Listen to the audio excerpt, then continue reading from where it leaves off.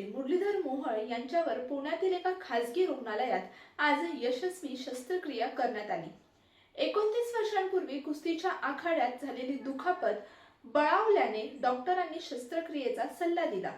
या शस्त्रक्रियेनंतर मोहोळ यांना आता किमान महिनाभर सक्तीची विश्रांती घ्यावी लागणार आहे।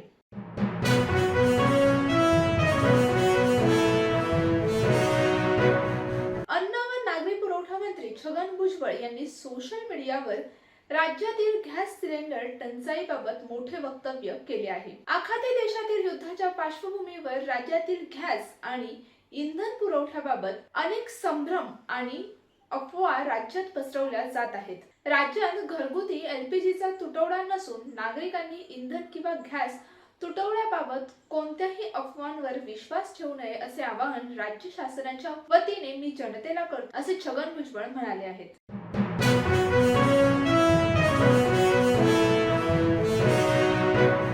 पुणे, पिंपरी चिंचवड आणि हिंजवाडी परिसरात दिवसेंदिवस वाहतूक वाढत आहे।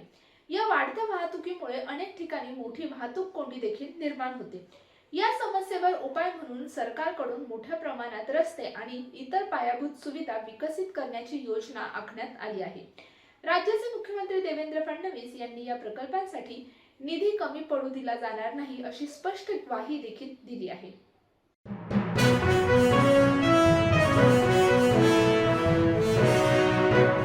मासिक पाळी दरम्यान महिलांना भर पगारी रजा देण्याबाबत राष्ट्रीय धोरण तयार करण्याची मागणी करणारी जनहित याचिका सर्वोच्च न्यायालयाने फेटाळून लावली आहे।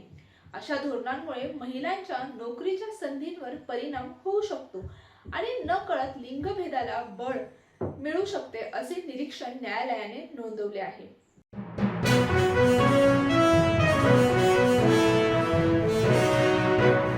कोल्हापुरातून महत्त्वाची अपडेट समोर येत आहे। कोल्हापूर येथील अंबाबाई मंदिराच्या गाभाऱ्याच्या जतन आणि संवर्धन कामामुळे दिनांक 14 ते 17 मार्च 2026 या कालावधीत मूळ मूर्तीचे दर्शन बंद राहणार आहे।